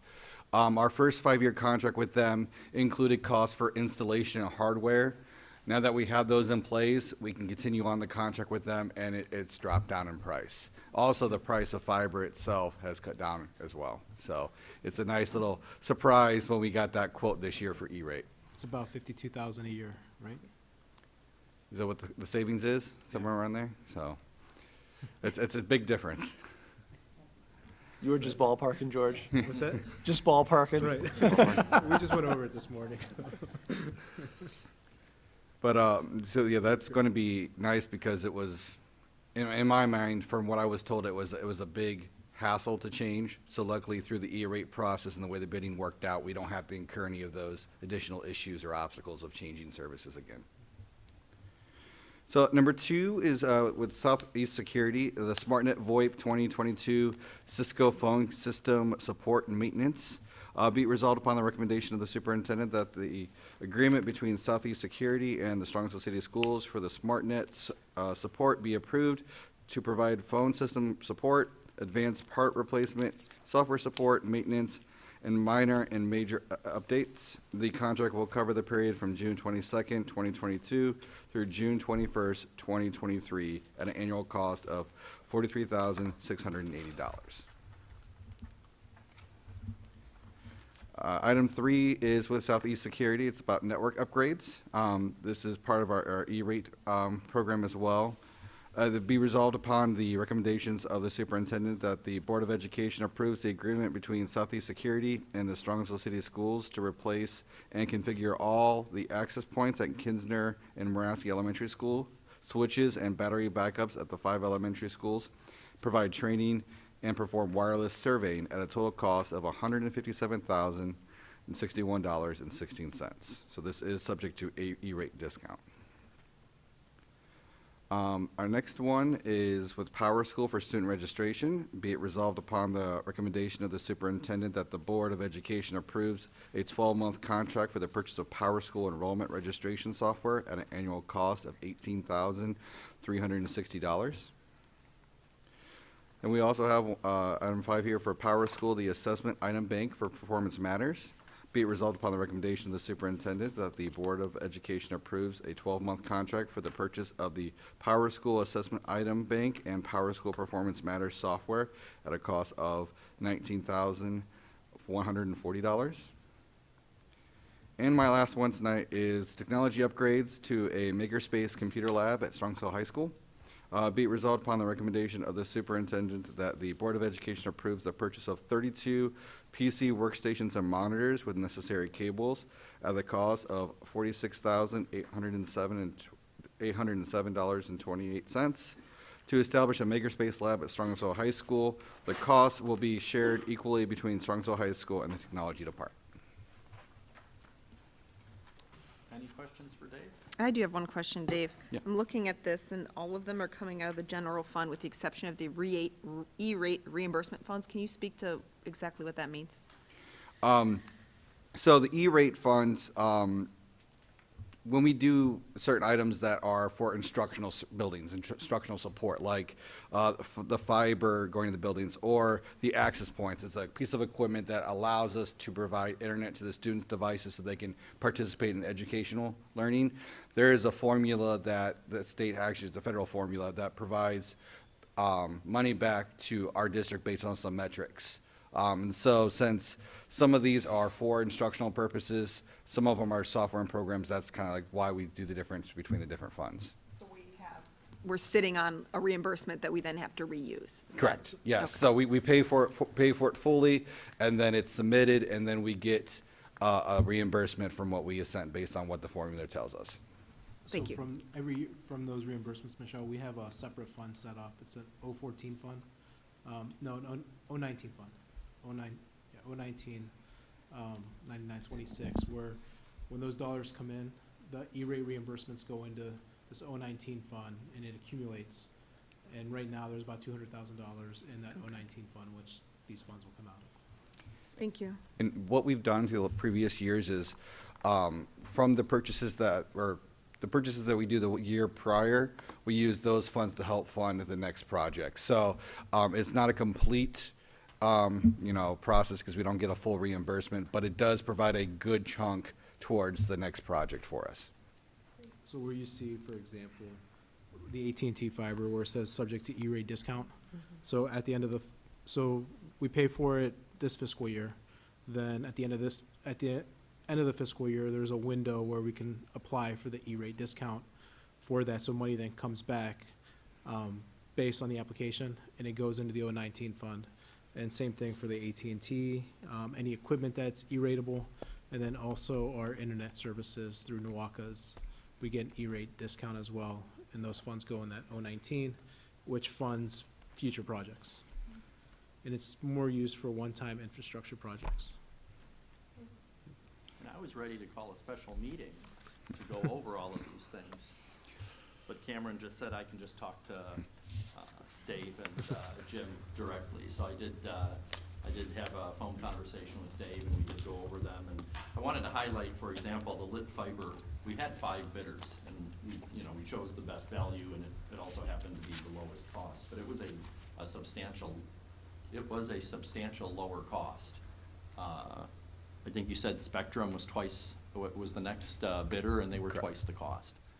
So it highlights how much the hardware, the initial cost of the hardware, is baked into those contracts. So we'll be able to save that money and repurpose it elsewhere. The other one I was going to comment on was the Powerschool assessment, which I think as we continue to learn how to use it and get that into the hands of our teachers, that'll have a lot of impact on how we teach, how we are able to quickly take a look at how our students are learning, and then our teachers can modify and adjust and change. So I think that has a lot of potential, and I'll be excited to follow it going forward. Any other questions now that I've opened the floodgates for Dave? If I add one more thing, the Southeast Security Network upgrades does finish our first set of true continuous improvement infrastructure that we started 3 years ago. We started with the high school, that we did half of the elementaries, and we're finishing the other half this summer. So since I've been here, we've done everything but the middle school infrastructure for Wi-Fi access for our students has been completely overhauled. Thank you, Dave. And with that, that concludes my report. Any final questions for Cameron? Next on our agenda is report on Polaris Career Center. Mrs. Bissell. Thank you. I have some exciting news to share about our previous Polaris board meeting. This took place Tuesday, April 12th. And prior to that meeting, we had a buffet and recognition program to honor some students that were outstanding at both the satellite programs and the on-site programs for Polaris for 2022. So Dr. Ribe and I represented Strongsville City Schools at that banquet. And I'd like to acknowledge the students that were there that night to receive their awards, so you as the community can hear their names and about their excellent work. So in terms of our satellite programs, so those are the ones that are housed within our school district. Noah Reagan is our engineering student at Strongsville High School. He received an award. And then in terms of the ones that are held at Polaris Career Center, Leanne Hawk, Strongsville High School in the aeronautics program, and I know she was here recently and received an award, so she is doing some excellent work at Polaris. Leali Odatala in the medical professions, and I did mention her recently again too because she's part of the nursing program. So again, we have some students who are really standouts at Polaris Career Center.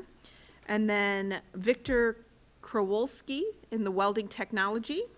And then finally, a shout out to Connor White in the construction trades. Not only did he receive the Outstanding Student 2022 award, he was one of only 3 students honored in kind of a separate category. So he received the Outstanding Employee Polaris recipient. So he was acknowledged by the place of business that has hired him to be kind of an intern and Polaris together. So that company, I don't remember the name offhand, but they were there to honor him as well. So congratulations to Connor on being an outstanding student and an outstanding employee. And he is ready to move on, in his education and in his career. Our meeting followed and was short and really this was the focus of that meeting. So in terms of meetings, that's it. Our timing is a little unfortunate because tonight was the 9th grade Advantage event at Polaris. But just to keep in mind, for those of you who have middle school students, down the road, they do have this opportunity for you to come in the building. It was 6 to 7:30 p.m. tonight, and see the building and ask your questions. So that will be every spring. And then finally, I'm personally excited about this one. From June 13th through 16th, Polaris Career Center is once again hosting Camp Discovery. They haven't done this in a handful of years, so I'm really excited it's back, and now that my children are of the age that they can participate. So June 13th through 16th, 9 a.m. to 11:30 a.m. Cost is $60 for the whole week, so it's reasonably priced, and the options are pretty amazing. So just to give you an idea, they're in various categories. STEAM, I have one of my sons is going to do the crime scene investigators. So they're going to look at hair microscopy, maybe, DNA extraction, decomposition, et cetera. So there's biomedical, there's robotics, there's young broadcasters, as that relates to our new high school curriculum. There's culinary programs, making backyard outdoor games, which would be really fun for the summer. So if you have a upcoming, so current 5th, 6th, or 7th grader, and are interested in this, please check out the website and get registered before they fill up, because I expect that they will. And again, if you have any questions, I'm happy to help as well. That concludes my report. Thank you. I know in the past, I don't know if sold out is the right word, but the summer camp programs ended up turning away people. Did you have to be like 5th, 6th, 7th grade like this year? Currently, so yeah. No, Sharon, you can't go. I know. I wanted the DNA thing that I, Yeah, rising 6th, 7th, Yep. and 8th graders. So. okay, thanks. That was good. Next on our agenda is report on legislation. The report today is Tuesday, May 3rd is Election Day. It's a primary election. Polls are open from 6:30 a.m. to 7:30 p.m. Many of our schools will be polling locations, so please be courteous because school will be in session. But we will make sure that that the election can go on well and our education, our teaching can go on well. But please exercise your right to vote. Board liaison reports, city council. I was at the last city council meeting, and there was, and again, I want to compliment Mr. Clark for always being in attendance at our meetings and giving excellent reports about us at their meetings. But on the agenda, there was discussion of the Town Square project, and that is a volunteer project, so that is gathering steam. And there will be opportunities for anyone in the community to volunteer and be part of that. And we're going to work together collaboratively on some opportunities for the schools and the students to be part of that program. Road work, everybody knows that the chuck holes are particularly bad this year because of the winter, and the city will be responding soon and throughout the entire summer, and it will be a substantial amount of funds, but the funds are there, and we will, and the city will get the roads in better condition. And I forget, Tom, you can correct me, one of the Silver Sneakers programs is full sneaker ahead, but it is going to be at the rec center, and it's the other, there are two, it's the one by United Healthcare. So there are two major health insurance programs. The one that they finally got in is the other one, so almost everyone in the city should be able to avail themselves of that, which is a good thing. That completes my city council report. Do we have a report for Strongsville Education Foundation? Yes, the Strongsville Education Foundation has their annual fundraiser coming up on May 7th, Jockeys and Juleps. It's at 5:30 p.m. at the Urnfield Recreation Center. You can join the Education Foundation at its annual Kentucky Derby viewing party, followed by a night at the races. Tickets are $100 each, or a table of 10 is $900. The proceeds go to benefit our Strongsville City Schools and our students by the 5 grants that we talked about earlier in our agenda, and scholarships for our graduating seniors. And that concludes my report. Strongsville PTA Council, Sharon? The PTAs, as you all know, the year's coming to an end, and they end with their installation luncheon, which is May 13th at J. Bella's. That starts at 11:30. They'll be sending out invites to everyone, and they have also picked their T in PTA Helping Hand recipients, and they will be announced at this special luncheon, as well as all of next year's board. And they have planned rocking at SMS on May 27th on the middle school's football field. So let's all hope that it's like a really nice day out. And I just want to say thank you, because I've sat in their things and I've watched what they've done, and they all work really, really hard, and they plan some great things for the kids. So these moms, these dads, whoever is doing it is really putting in a lot of time. So I want to send out a shout to thank them all. That's it. Board committee reports, Finance Committee? Next meeting to be determined, or to be announced. We did have a meeting, though, April 6th. Oh, that's right. We did have a meeting. No, We haven't had a meeting since pre-COVID. Right. We had a meeting on April 6th, brought the committee back together. It was well attended, too. We went over the district finances, the update on the 5-year forecast, and then the primary discussions were looking at our cash balance and kind of options to how to address some needs of the district and how to reserve some funds based on some of the excess cash that we may have accumulated throughout the years. And next meeting, we'll get a meeting out notice shortly, but looking early June as a follow-up to the first meeting.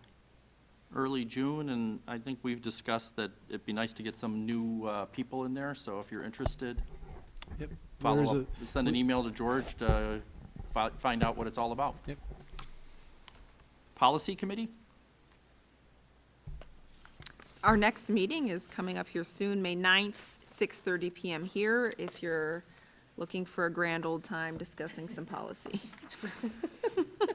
And with an invitation like that. We'll be there. Facilities Committee, our next meeting is May 17th, 6:30 PM in this building. Business Advisory Council, do we have an update? Yeah.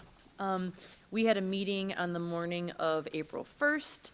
We learned more about the experiential learning opportunities that are provided for the students in our schools. So some of the things we talked about is you could go to a manufacturer, for example, to see how that works. Another one that really showed me just how intricate it is partnering with Southwest General. Not only can they meet with technicians or shadow technicians, see what they do, but also security, dietitians, IT, so cover the whole different area of stuff as opposed to just healthcare workers. One of the questions they had is, what if someone wants to be an author or a writer? Do we just have them work or shadow an author? People were then talking about how they had connections to publishers and different companies like that. So it was a really good experience to discuss different ways that all of us could get together within the community to help these kids have these experiential learning experiences. It helps with work ethic, especially after COVID. The kids that were there speaking said that they spent all day laying in bed sometimes during COVID with school, and this forces them or makes them want to get up and actually do something, and something worthwhile that they're proud of themselves for doing. This program helps to pinpoint what to do after high school instead of just guessing or thinking, I want to do this, but I have no idea how to accomplish that, and then letting go of that dream and not accomplishing it because it just seems too hard. They might Google the answer and they don't see it right away or not understand it because it's a little bit more difficult than that, and this actually helps them see the steps that they can use and also helps build their resumes. The kids take personality tests, and they said, the 3 that spoke with us, said that it was interesting to see that what they maybe thought they wanted to do there, up till now, is not what they're meant to do, or not where they're best to be at. One girl said that she wanted to do something with a manufacturer, and then she said, I really know nothing about that. I just always thought I wanted to do this, but it turns out I'm a people person, and I should work with people, and the more I think about it, I want to work with preschoolers. So it helps them to take these personality tests. It helps them to get up and talk. The kids that we spoke to, you would have thought it was like talking to adults. They were very confident. They were very well put together. They were very poised. They felt very comfortable speaking with us. And we all made the comment of, just seeing these high school students speak and have the confidence of it was wonderful to see. Right now, there are 13 students in the program. Next year, they're planning to be 20. And the potential areas of interest, I took a picture of it because there was a lot of them. Potential areas of interest are forensics, air traffic control, construction, IT field, sports management, fitness, personal trainer, business, finance, sales, medical field, fashion, law enforcement, and the desired skills and traits that hopefully they learn from all this: teamwork, communication, patience, asking for assistance, staying focused, attention to details, critical thinking, goal setting, determination, and time management. Anyone that's interested in, that has a business or knows someone that does have a business and would be interested in giving these kids an opportunity to work with your business, we highly, highly, highly, highly suggest that you reach out to one of us, and we would love to partner with you, because I think that this is the future of, I mean, these children are tomorrow. They are the future, and what opportunities we give them today will shape the world of tomorrow. So thank you. Well said. Thanks.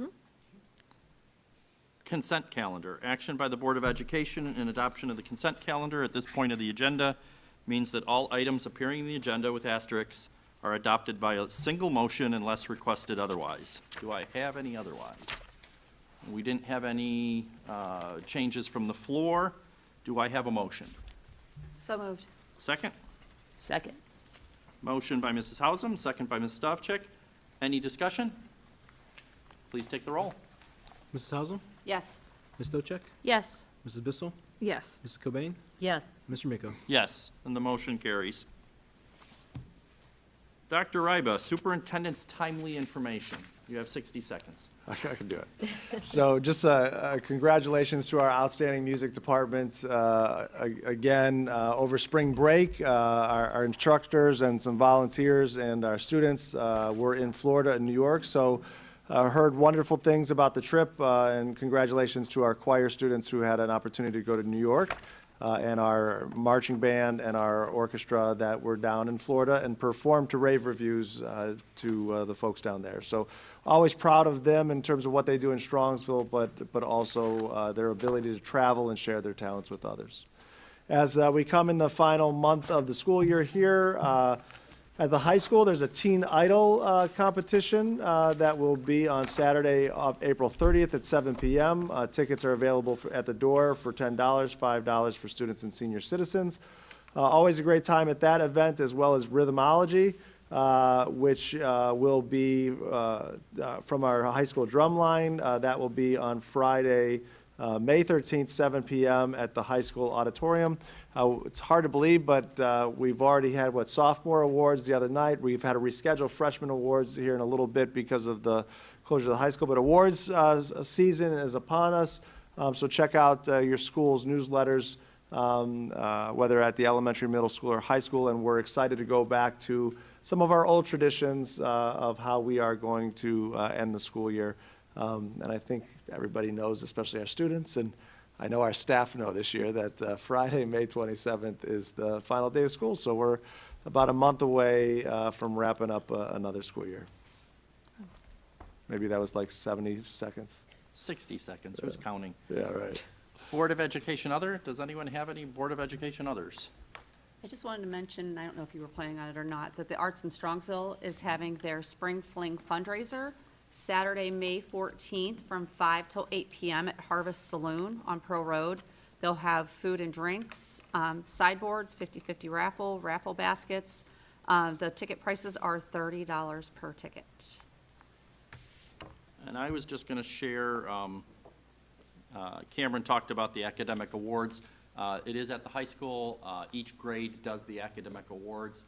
Mr. Wingler spoke yesterday about them and mentioned that every year more and more students are qualified for the academic awards. So if you're a parent and your student qualifies, it's important to celebrate our academic achievement. We celebrate our athletic, our arts, etc. It's also important to celebrate our academic achievement.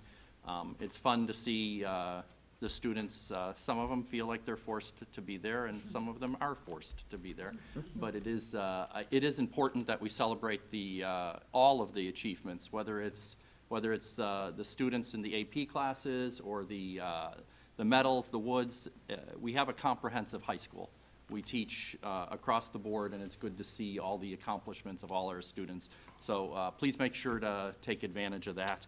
And then piggybacking again on Cameron, we did have the Disney trip and the New York City trip, and they are fun, but they're also experiential learning. And our band gets to perform in a venue that's Disney, and that's fun and exciting. I know the show choir went to New York City. They did some workshops with some professional choirs. They were able to see the 9/11 memorial, which I know is educational and very moving for all the students and the adults there. It was interesting to realize that the students there, this class was not born when 9/11 occurred. So that gave me pause. And then, you know, just sharing a personal anecdote, my son got me a Rolex watch. He won't tell me whether the salesman showed him the Rolex watch from a coat or not, but it has a sticker on it, so it must, and it says Rolex, so it has to be real. So that is my others. We do have meeting notification and date change. We have a regular Board of Education meeting work session on Wednesday, May 11th at 7 p.m. in this room. And then we have our next normal board meeting on May 26th, 7 p.m. in this room. I'm sorry? Oh, it is at the high school. That's the retirement one. That's one of our favorites. So we will be there. We will have a good board meeting, but we always look forward to recognizing our retirees and the impact they've had throughout the years on our students and in our school district. Executive session for the reasons of? To consider the employment, dismissal, discipline, or demotion of a public employee, and to review negotiations or bargaining sessions with public employees concerning their compensation or other terms and conditions. Do I have a motion? So moved. Second? Second. Motion by Mrs. Hausum, second by Ms. Stavcek. Any discussion? Please take the roll. Mrs. Hausum, Yes. Ms. Stochek, Yes. Mrs. Bissell, Yes. Ms. Cobain, Yes. Mr. Miko. Yes, the motion carries. We will enter into executive session at 9 p.m. We have no expectation of further business. Thank you for your attention and have a good evening.